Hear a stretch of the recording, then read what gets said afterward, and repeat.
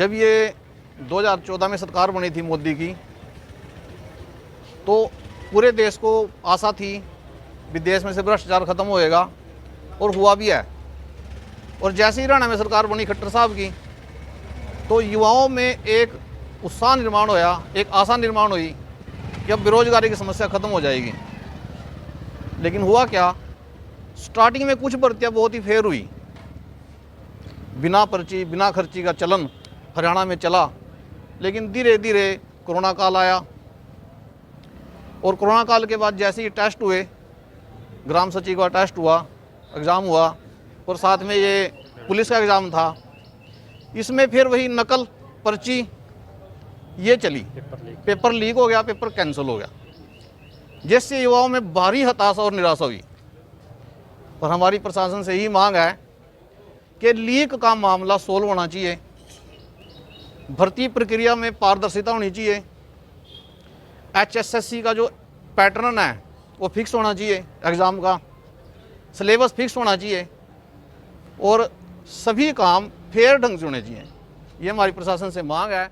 और इसी का हैदर, क्या मांगे हैं आपकी? सर हमारी मांगे हैं, जो रविवार को पेपर हुआ है पुलिस मेल कांस्टेबल का, उसके अंदर पेपर बहुत बड़े पैमाने पर लीक हुआ है। तो पहले तो हमारा माननीय मुख्यमंत्री जी से ये है कि भी पेपर लीक ना हो जो आने वाले पेपर हैं, और जो भर्तियाँ हैं वो हर साल निकलें और हर साल ही लगातार पेपर हों, ताकि जो बच्चे हैं ज़्यादा से ज़्यादा रोज़गार मिले बच्चों को।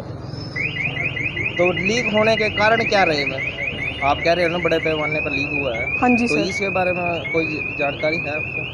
सर जैसे दिखाया गया न्यूज़ के अंदर कि करनाल में अपना यहाँ पे कॉलेज के अंदर जो एक CRPF का जवान था वो पेपर दे रहा था वहाँ पे बैठा हुआ, और यहाँ तक कि महेंद्रगढ़ के कुछ वहाँ पे जैसे पुलिस वालों ने ही हेल्प की उनकी, और टीचर्स ने हेल्प की। और उसके बाद फिर कैथल के कुछ युवक पकड़े गए। उन युवकों से जब बातचीत की गई तो वहाँ पे देखा गया कि कुछ लोग हिसार के भी थे जिन्होंने उनकी हेल्प की। एक बहुत बड़ा गिरोह है। एक तो सबसे पहले कि उनको भी पकड़ा जाए, सामने लेकर आए, मीडिया को भी दिखाया जाए, आम जनता को भी दिखाया जाए कि वो कौन लोग हैं, और उनको सख्त से सख्त सज़ा दी जाए जिन्होंने पेपर लीक करवाया है, आंसर की दी है। 2 करोड़ 3 करोड़ के अंदर आंसर की बेच रहे हैं, 15 लाख में पेपर दे रहे हैं, अभी पेपर आपका पास हो जाएगा, 18 लाख दे दो फिजिकल पास हो जाएगा। तो इन सब पे रोक लगनी चाहिए। तो मैनेजमेंट की कमी है इस बार? इसमें सर जो मैनेजमेंट कह रहा है कि हमने अच्छा काम किया, अभी हमने पूरी सिक्योरिटी के अंदर पेपर भेजा है, लेकिन जो बीच के लोग हैं वो काम ख़राब करते हैं, तो ऐसे लोगों को पकड़ा जाए। तो बीच के लोग भी तो मैनेजमेंट से मिलते हुए हैं ना? हाँ जी सर, उसमें जो भी लोग आते हैं, जो भी गुनाहगार हैं, उनको सबको पकड़ा जाए। हमारी बस यही है सरकार से। पारदर्शिता या कुछ कैसे? पारदर्शिता सर ये है कि पहले तो पेपर लीक ना हो, बिल्कुल भी इतनी सिक्योरिटी होनी चाहिए सरकार के पास कि पेपर लीक ना हो, और जो पेपर है वो लगातार हों, तो इससे बच्चों को भी ज़्यादा रोज़गार मिलेगा। तो इससे दूसरों को नुकसान होगा?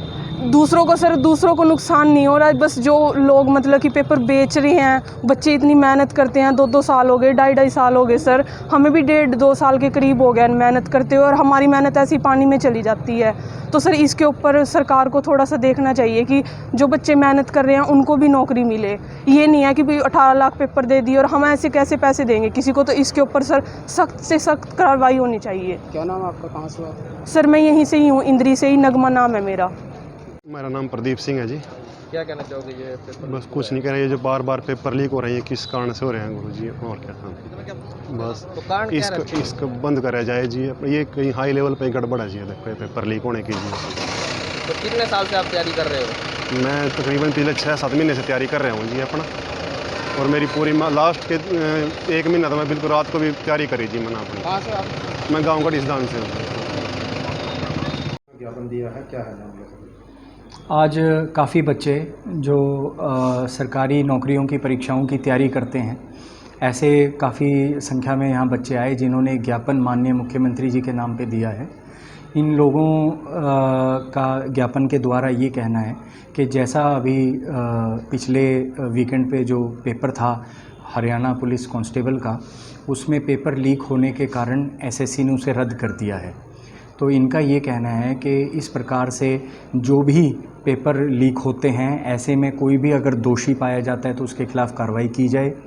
ये इस प्रकार के प्रयास किए जाएं कि आगे से पेपर लीक ना हो, और दूसरा कि पेपर में जिस चीज़ का पेपर है, जो सिलेबस उसके लिए एक डिफ़ाइंड है, केवल उसी सिलेबस से क्वेश्चन पूछे जाएं, बाहर के क्वेश्चन ना पूछे जाएं।